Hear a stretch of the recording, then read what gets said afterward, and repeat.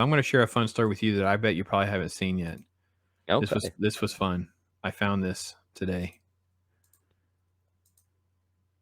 I actually went like old school Google News and like I used to do to find a story, and I hadn't seen this anywhere.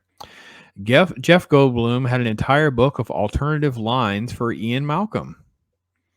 This is Oh Empire yeah. magazine. Do you guys get Empire over there? I know it's like a British thing, No. right? I think Yeah, it's I a think it British is. thing. Anyway, basically talks about. This is a quote from his co-star. Well, first let's look at the photo. I found this very telling, though. By the way, I didn't really care for the photo because I thought, oh boy, doesn't that really say a lot? The photo. It's let me make it a little bit bigger.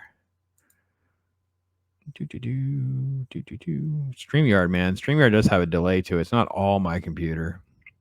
No, StreamYard has a lot of problems.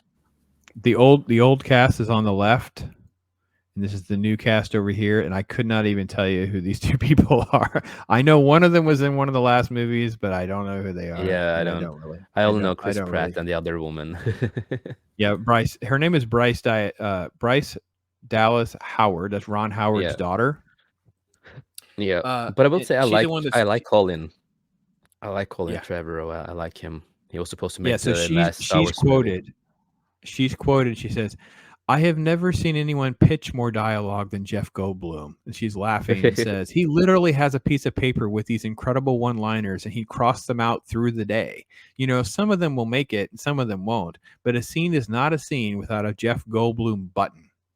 And then Colin Trevorrow is talked about getting the maximum performance out of him and says he's always trying to bring extra things in his book that, yes, were often references to 1940s musicals, are both hilarious and very powerful.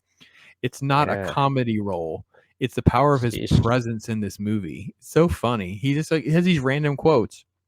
Yeah. Let me see if I can find the one. That's just beast, man. He is so beast. Just can you imagine just randomly saying this was the one that's quoted. Yeah. All right. So this is Goldblum's in a scene. And there's an error code on the computer and it says, uh-oh, flashing error 99. And this is the other person's character. And he says, error 99, is it a Barbara Feldon? Okay. Barbara Feldon, of course, is the agent in Get Smart. She's Agent 99. But it's such a weird, nerdy thing. Mm-hmm. He is the nerd god, man. He is so awesome, man. I tell you what, that is funny though, and that's great. Yeah. If more actors could do that and actually try to get their lines into a movie, that's what I like, because you know that's like having fun. Yeah. That I think is great. Are you excited for the new movie? Just Jurassic World, the new one? No. I am a sort of total dinosaur apologist. Like I really just love all of them in their own inappropriate way. Like I can admit the first one is this groundbreaking masterpiece, and then after that it's like and then the newest one, the Jurassic World, is like basically just a rip-off homage movie, but I can still be entertained by it. But I'm just willing to admit that I can't be an objective critic because I just love the dinosaur movies. I'm not looking forward to them because I don't expect it to be good, but I can expect I'll be there and I'll have fun. Yeah, but they are like movies to just shut your mind off and have fun with, in my opinion. I like the first dinosaurs. I love the first one because it actually truly came across as like a great survival movie, and characters change. Of course, you have great character development that changes with all of them a little bit. Yeah, that's true. And then the second one is like these weird lecture-y sort of messages, and then this really cringy dinosaurs in the city thing, which didn't really work real well even at the time. Yeah. The third one is more like crazy dinosaur CGI fest, bring back some Jingle Some Keys or whatever. And it's like, you know, but again, I can like it for the wrong. My son said this to me once too, because he was talking about Phantom Menace. He says, I like it for all the wrong reasons, Dad. You know, and it's like, yeah, me too. I like all of the Jurassic films for all the wrong reasons. Like I just do. Yeah. I would love to go see it. I have low expectations. Yeah, no, I'm gonna watch it, but I'm just turning my mind off and just see some great actors that I do like, and just see dinosaurs. I was so critical of the ending to the last one when the little clone girl lets them out because she's also a clone, and I thought, no, she's a monster. Yeah. She's a monster. You can't. we can't risk every single human and organism on the planet just because little girl has a mental complex about her own Yeah, it's cloning true. background. I'm sorry. It's just that's Yeah, an no, I can see evil that. move, right? It's an evil thing to do. It's not a virtuous thing to just turn the dinosaurs loose on everything else. That's not a Yeah, no, virtuous that's thing to true. do. Yeah, Yeah. no, I that's mean, true.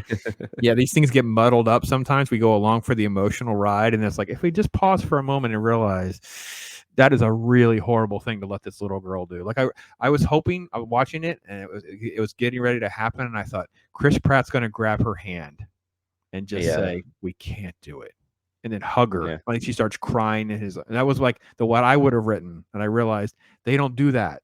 They don't do yeah, that.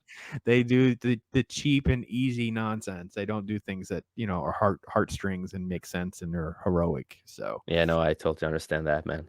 yeah, I don't know.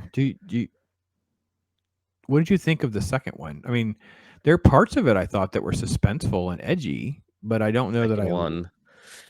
But for liked me, it. it's just a popcorn flick. Yeah. Okay. So Fair enough. I didn't watch it at cinema. I watched it at home Okay. alone, and it's just like, I just turn off my mind. It's just like the story ain't great. It's just there, It's just like a fun movie to watch, to have in the background or watch, or if you want to watch a movie with friends, it's a great movie to watch with friends, for example.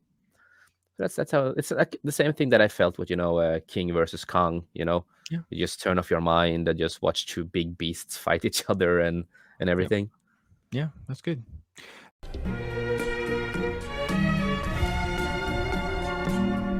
Yeah. Right?